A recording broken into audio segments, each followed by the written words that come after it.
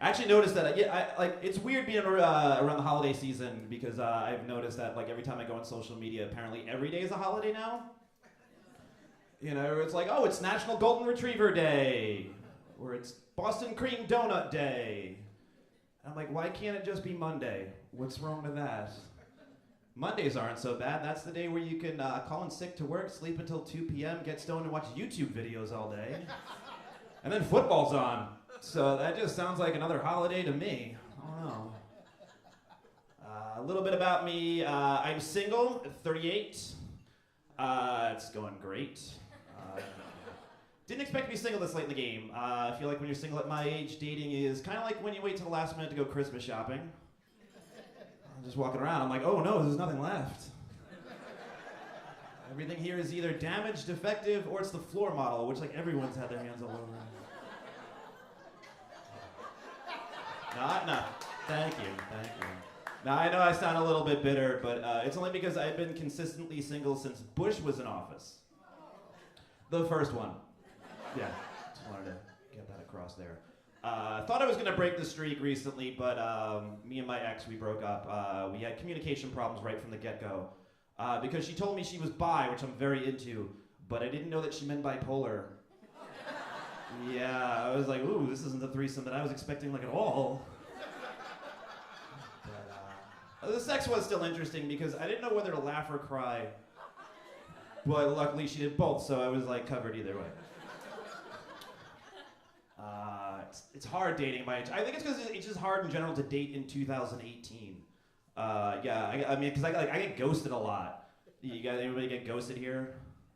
No. For those of you who don't know what ghosting is, it's when you meet someone and you connect for a long time and you talk for a while, and then you invite her out to your comedy show, and then the next day she never talks to you ever again. Yeah. I just don't like it because I don't think it's a term that we use correctly, because ghosts don't leave. Nope, they stick around and haunt. That's what makes them ghosts, right?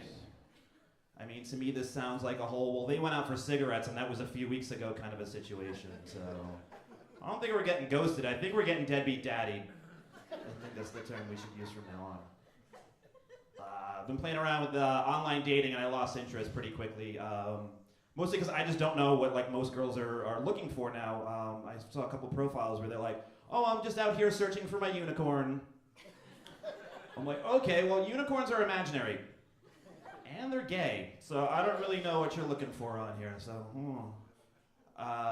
Yeah, a lot of them like, or some of them like their standards are like way high, like they're on like those free dating apps, and they're like, just looking for a man with a lot of money and a good job. And I'm like, really? So do you go into Bob's Discount Auto and be like, hey, do you got any Bentleys, Jags, Porsches? What do you got? Yeah, let's see. I don't have any kids either. I don't really have the patience for kids. I know if they ever had like a complete total meltdown at the mall, I just think to myself, I'm like, well, let's see. There's food, clothes, and shelter all in one spot. I think I can leave them here. Yeah, we're good. I'm providing. We're all set. I'm an uncle, which is way better because I get them in like little short bursts. So it's like the parental equivalent of having a rental car. So as long as I don't return them with like any new dents or scratches, I'm pretty much going to be covered. My nieces and nephews, they're awesome. They're from New York, and so they're still young, so I try to teach them how to be like a New Yorker and how to be honest with everybody all the time.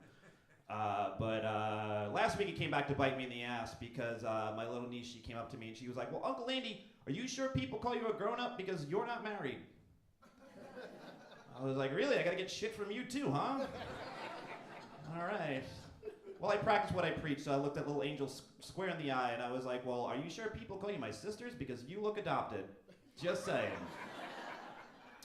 So, yep, new here from New York, and pot's legal, right?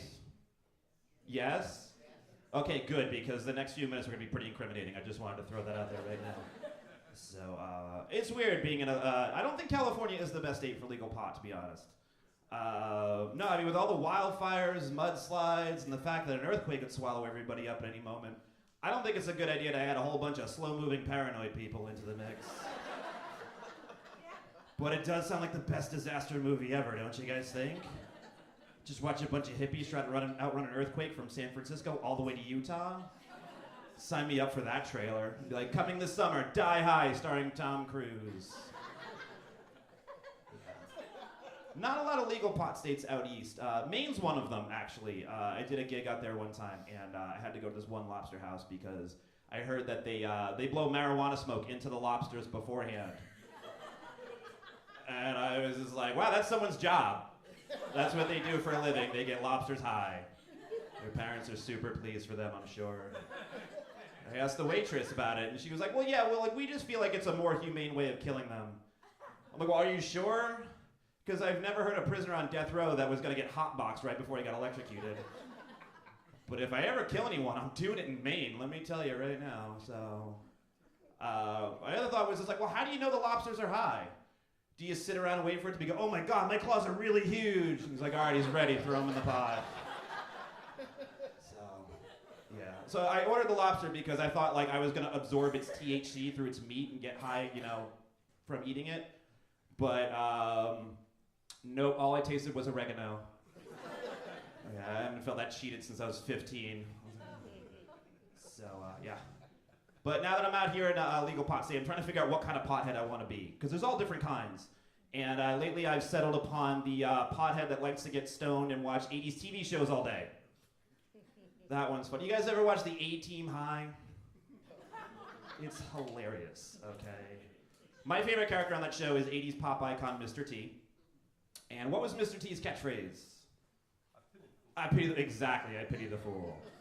That's right. Well, the thing is with his character was that, like, he was always afraid to fly. That was his whole thing. So their obstacle each week was trying to figure out how they were going to get him on a mission. And they just roofied him. Every episode for 5 seasons. He was just like, I ain't getting on that plane. And then he would drink a glass of milk and pass out and wake up in Guatemala like 11 hours later. And they somehow had to get him back. It was just like, pity the fool. Dude, you're the fool. I was just watching it. It's like, wow, this is crazy. I didn't know Bill Cosby wrote for this show. I'm sorry to throw that one in there. Actually, a couple days ago, I became a different kind of pothead for one day, and I was kind of scared because I had like edible gummy bears. Yeah, okay, you know what I'm talking about. This is my guy. Already.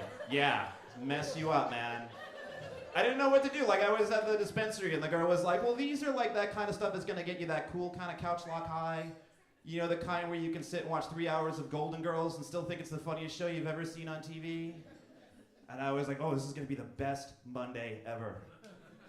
So, but she probably should have told me that one could have achieved this effect, but I eat gummy bears in handfuls, like when I'm at the movies.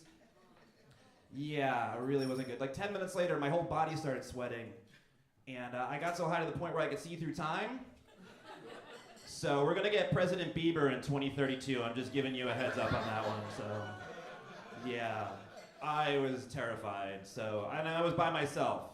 So I had to call my roommate at the time. He was away, and I was just like, yo, dude, you gotta pick me up and take me to the hospital, like, right now, because I ate way too many gummy bears. No, I'm not diabetic. Like, you just gotta get here now, because I asked everybody. I talked to the dog, and he told me to call you, so you gotta get here like now. But I guess he thought I was pranking him because he never showed up. So I was like, all right, fine, I'll just go to the hospital by myself. Yeah, I didn't really get far. I just kind of wandered around my apartment complex for a couple hours, and I freaked out my neighbors. And I made $40, and to this day, I don't remember what I did to do it. Yeah, all I kept thinking to myself was like, dude, do not fall asleep, because if you fall asleep, you're gonna die.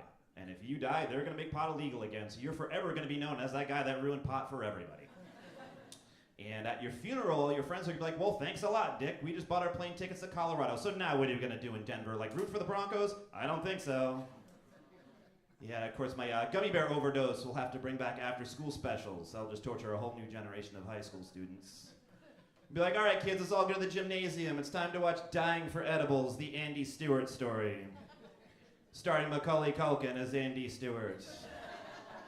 Yeah, and then I just realized, I'm like, okay, you know what? This is the last time I'm ever gonna try to get high on National Gummy Bear Appreciation Day. My name's Andy Stewart. Thank you guys so much for listening.